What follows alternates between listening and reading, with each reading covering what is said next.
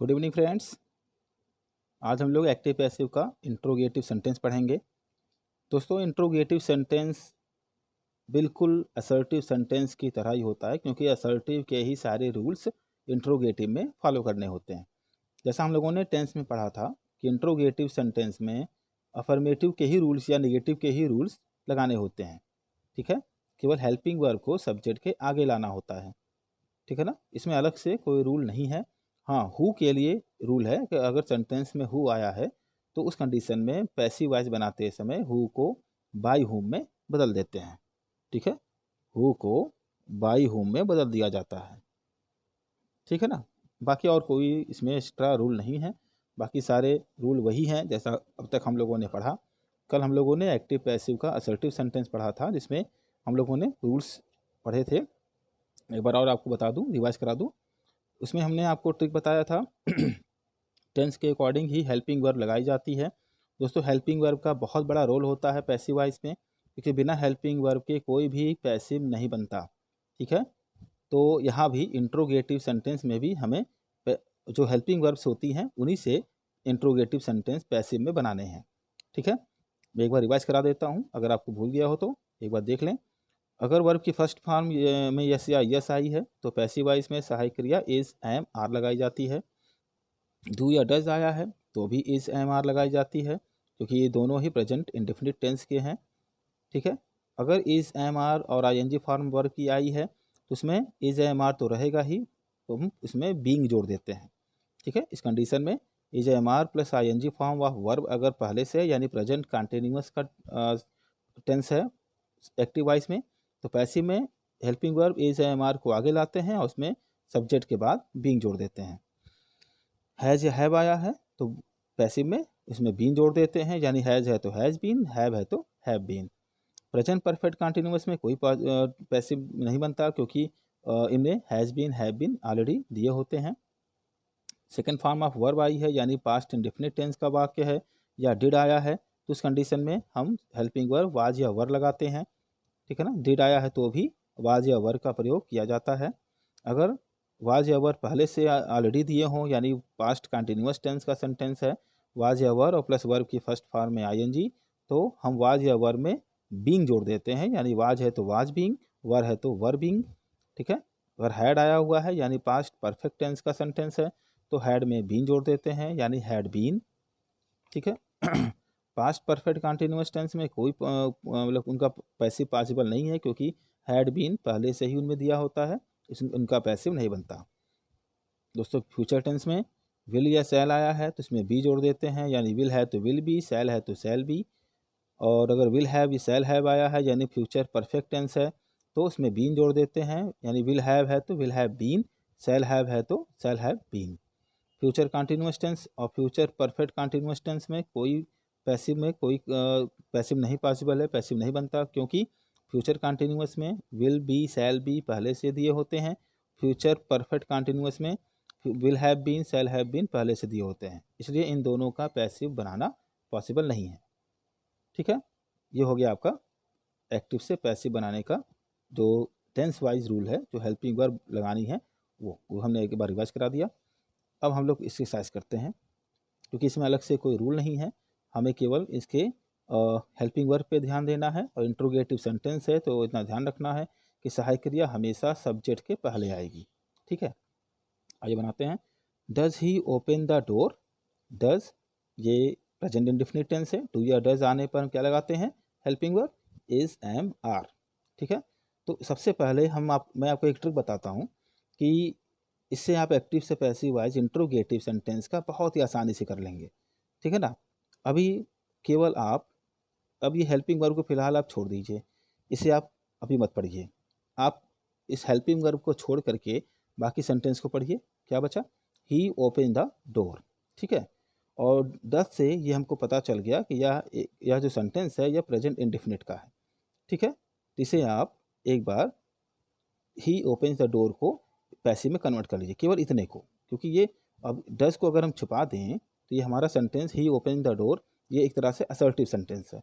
ठीक है ना, तो असर्टिव सेंटेंस के रूल से हम इसको पैसिव बना लेते हैं। ठीक, तो पैसिव बनाने के लिए अब हमें ये पता है कि प्रेजेंट इंडेफिनिट टेंस का वाक्य है, तो ऑब्जेक्ट को सब्जेक्ट बनाते हैं, सब्जेक्ट को ऑब्जेक्ट बनाते हैं, तो ऑब्जेक्ट हमारा क्या बनेगा, ही ओपन व्हाट, ऑब्जेक्ट मिला द डोर, तो द डोर हमारा सब्जेक्ट होगा, the door, sorry the door. अब जो चूंकि यह प्रेजेंट इंडेफिनिट टेंस का सेंटेंस है तो हम इसमें क्या करेंगे, helping verb is am are लगाएंगे, तो द डोर के लिए इज का प्रयोग करेंगे।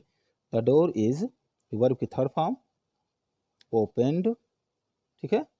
फिर बाई, ऑब्जेक्ट क्या है, ही का ऑब्जेक्ट क्या होता है, हिम, ठीक है। दोस्तों समझ में आ रहा है ना, हमने क्या किया, हमने जो हेल्पिंग वर्ब सबसे आगे थी क्वेश्चन में उसको हमने कुछ देर के लिए साइलेंट कर दिया। अब सेंटेंस हमारा बचा ही ओपन द डोर, या एक प्रेजेंट इंडेफिनिट टेंस का वाक्य है क्योंकि डज प्रेजेंट इंडेफिनिट टेंस में आता है। तो इस सेंटेंस को हम असर्टिव के रूल से पहले पैसिव में कन्वर्ट करेंगे। तो पैसिव के रूल से सब पहले सब्जेक्ट को लाएंगे, द डोर सब्जेक्ट बनेगा, हेल्पिंग वर्ब इज लगेगी क्योंकि यह डज प्रेजेंट इंडेफिनिट टेंस है, डू या डज आने पर इज एम आर लगाते हैं। द डोर इज ओपन की थर्ड फॉर्म ओपेंड बाई, फिर ऑब्जेक्ट ही का जो ही सब्जेक्ट था वो हिम ऑब्जेक्ट में कन्वर्ट हो गया, ठीक। लेकिन हमें बनाना क्या था, इंट्रोगेटिव, और हमने बनाया क्या है, असर्टिव, ठीक है दोस्तों। बस हमें अब कुछ नहीं करना है। इंट्रोगेटिव में क्या होता है दोस्तों, हेल्पिंग वर्ब सबसे आगे आती है, यहाँ हेल्पिंग वर्ब क्या है पैसिव में, इज, इसे हम ले आएंगे सबसे आगे, यानी पैसिव वाइज हमारा बन जाएगा इज, ठीक है। तो सब्जेक्ट हमारा बना द डोर, ठीक है, इज आगे ले आया हमने, बाकी चीज़ें वैसे उतार दीजिए, is the door opened by him और क्वेश्चन मार्क क्योंकि इंट्रोगेटिव सेंटेंस है, ठीक है दोस्तों, समझ में आ रहा है। इस तरह से आप किसी भी एक्टिव वॉइस को पहले आप असर्टिव में कन्वर्ट कर लें, कन्वर्ट करने के बाद इंट्रोगेटिव में हेल्पिंग वर्ब सबसे आगे होती है, तो आप उस हेल्पिंग वर्ब को आगे ले आइए, बाकी सेंटेंस वैसे उतार दीजिए, लास्ट में क्वेश्चन मार्क लगा दीजिए, ये आपका इंट्रोगेटिव में कन्वर्ट हो गया, ठीक है। एक और देखते हैं, did you write a letter, did इससे क्लियर है कि यह पास्ट इंडेफिनिट टेंस का है, और पास्ट इंडेफिनिट टेंस में वाज या वर लगाई जाती है हेल्पिंग वर्ब। तो यहाँ भी पहले हम इसको कुछ देर के लिए साइलेंट रखेंगे, हम पहले इसको असर्टिव में कन्वर्ट करेंगे पैसिव वॉइस में, यानी पास्ट टेंस का है तो वाज या वर, ध्यान रखना है कि वाज या वर का प्रयोग करेंगे। पहले हमें सब्जेक्ट चाहिए, सब्जेक्ट क्या है, ए लेटर, ए लेटर, ठीक है। सब हेल्पिंग वर्ब वाज क्योंकि यह डिड है, पास्ट टेंस है, वाज, वर्ब की थर्ड फॉर्म, राइट का थर्ड फॉर्म रिटर्न, बाई, और यू का ऑब्जेक्ट भी यू होता है, ठीक है। ये तो बन गया हमारा असर्टिव, लेकिन बनाना क्या है हमको, हमें बनाना है इंट्रोगेटिव, यानी हेल्पिंग वर्ब वाज जो है इसे ले आएंगे आगे, तो हमारा इंट्रोगेटिव सेंटेंस बनेगा वाज, बाकी चीज़ें वैसे उतार दीजिए, was a letter return by you, ठीक है, was a letter written by you, ठीक है दोस्तों। दोस्तों क्लियर है ना, समझ में आ रहा है। और एक देखिए अगला example, will they teach us Hindi, ठीक है। यहाँ तो विल है, फ्यूचर टेंस है, तो यहाँ भी पहले हम असर्टिव बना लेते हैं। तो सबसे पहले सब्जेक्ट देखिए, हमें यहाँ ऑब्जेक्ट दो चीज़ें मिल रही हैं, they teach home Hindi, home से मिला हमको अस, किसको हिंदी पढ़ाते हैं, हमें, और वाट से भी मिल रहा है, देखिए क्या, दे टीच अस वाट, वो हमें क्या पढ़ाते हैं, हिंदी। तो हम चाहें तो अस को ऑब्जेक्ट माने, चाहे हिंदी को ऑब्जेक्ट माने, किसी को भी मान सकते हैं, ठीक है ना। तो फ्यूचर टेंस है तो हम इसको विल को विल बी या सेल को सेल बी में कन्वर्ट करते हैं, आपको तो पता ही होगा, हम वी को मान रहे हैं सब्जेक्ट, ठीक है। तो अस का सब्जेक्ट होता है वी, ठीक है। अब विल को विल बी में, सेल को सेल बी में कन्वर्ट करते हैं, तो वी के बाद बी के साथ तो सेल लगाते हैं, ठीक है दोस्तों। सब्जेक्ट के अकॉर्डिंग ही हेल्पिंग वर्ब बदलती रहती हैं, तो इसका ध्यान रखना है, वी सेल बी, ठीक, वर्ब की थर्ड फॉर्म टाट, टीच का थर्ड फॉर्म टाट, और जो सेकंड ऑब्जेक्ट है वहीं पर उतार देंगे हिंदी, किसके द्वारा, दे का ऑब्जेक्ट हो जाएगा देम, ठीक है। वी शैल बी टाट हिंदी बाई देम, और हमें बनाना क्या था, हमें बनाना था इंट्रोगेटिव, ठीक है।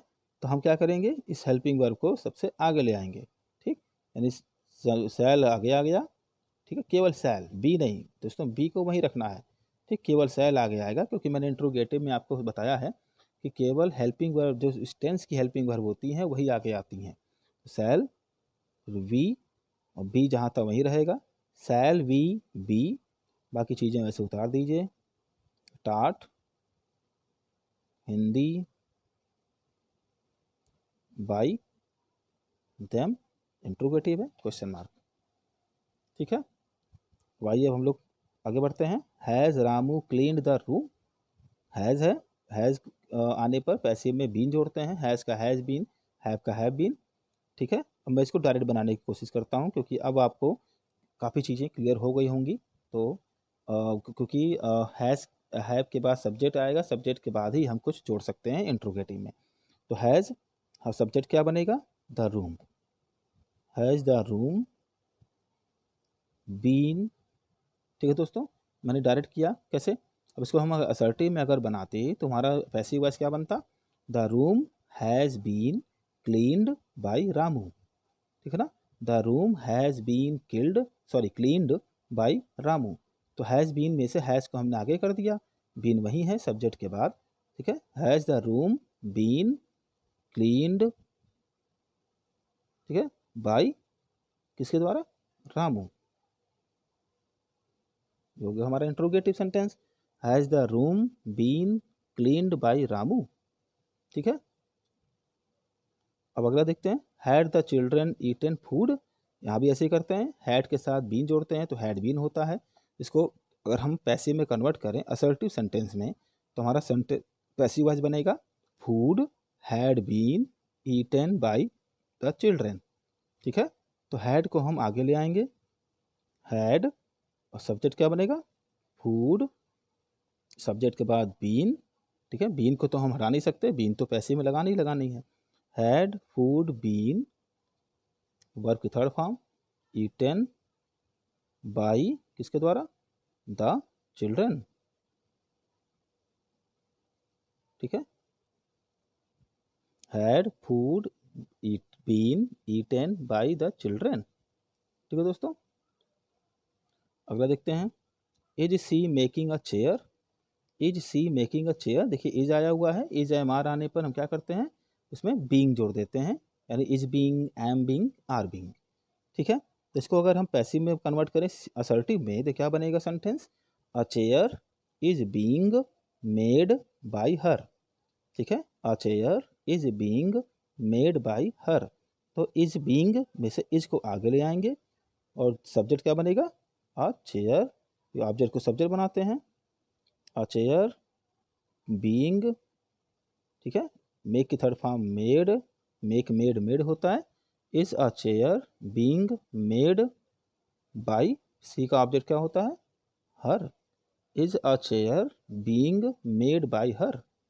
ठीक है, एक और एग्जांपल देखते हैं, was Ravi playing cricket yesterday. ठीक है, वाज आने पर, वाज या वर आने पर यहाँ भी बीइंग जोड़ते हैं, वाज का वाज बीइंग, वर का वर बीइंग।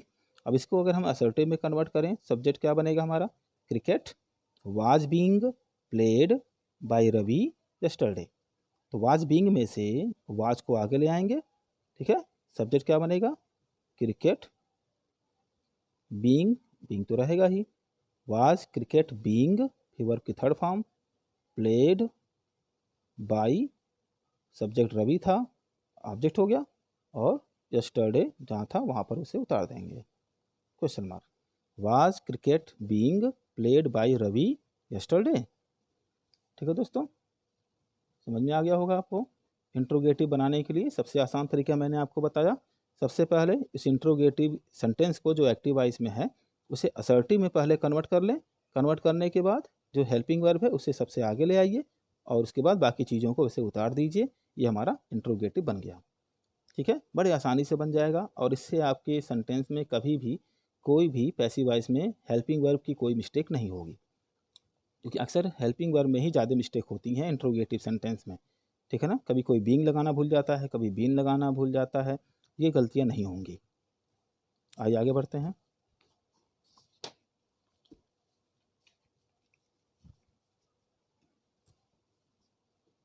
देखिए अभी तक हम लोगों ने सेंटेंस देखा, यस नो टाइप के क्वेश्चंस थे इसमें।